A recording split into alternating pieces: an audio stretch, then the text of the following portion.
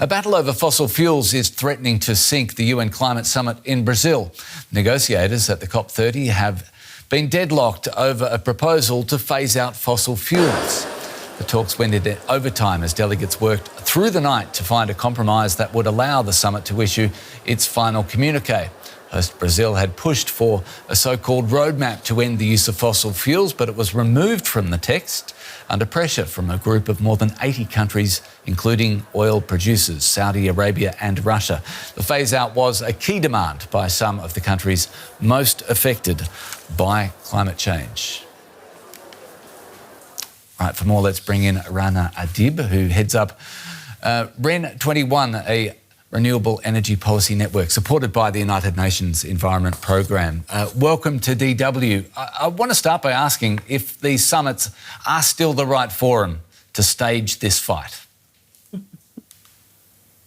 I guess the summit are a right forum to clearly bring all governments together, and not only governments but also business and civil society to lit out a fire. I mean, at COP there was a fire. Everybody stepped in to put it out, and basically the reality is the world is on fire and we need all hands on. So for this, it's very clear.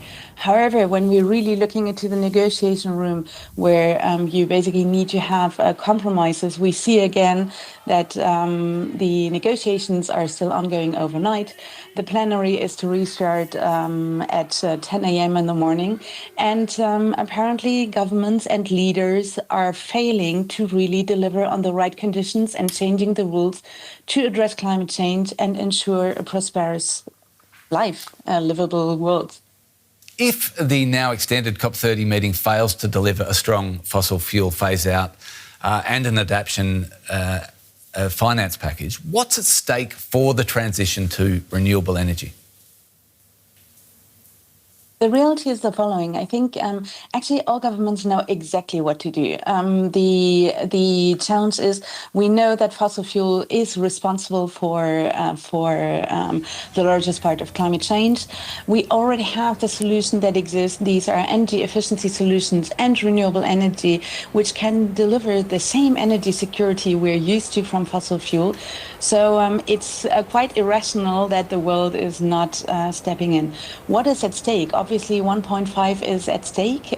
This means more climate hazard for many communities all over the world. And I think this is really important to underline. It does directly affect the social and economic stability and prosperity. So, and to be honest, you see, there are things that are really irrational. I always bring this back to the household level. It is almost the world is spending 7% of global GDP on fossil fuel subsidies.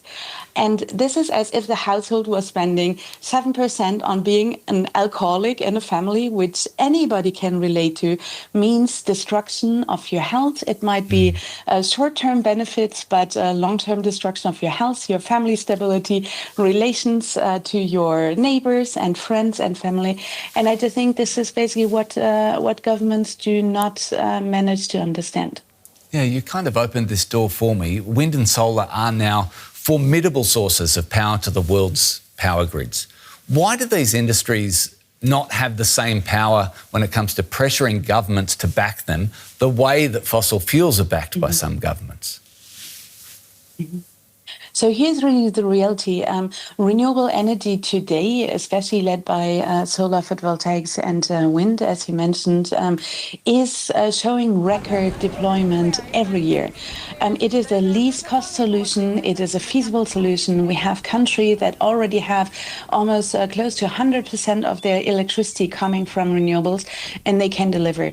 This is definitely something that is also acknowledged even in the draft, basically, because there is a continued commitment to tripling renewable energy, doubling energy efficiency, but also now to grids and storage. So an indication that renewable-based energy infrastructure is necessary to commit to. Why does it not have the same influence? We live in a world where not only the energy system, but also economy and society have been shaped around fossil fuel.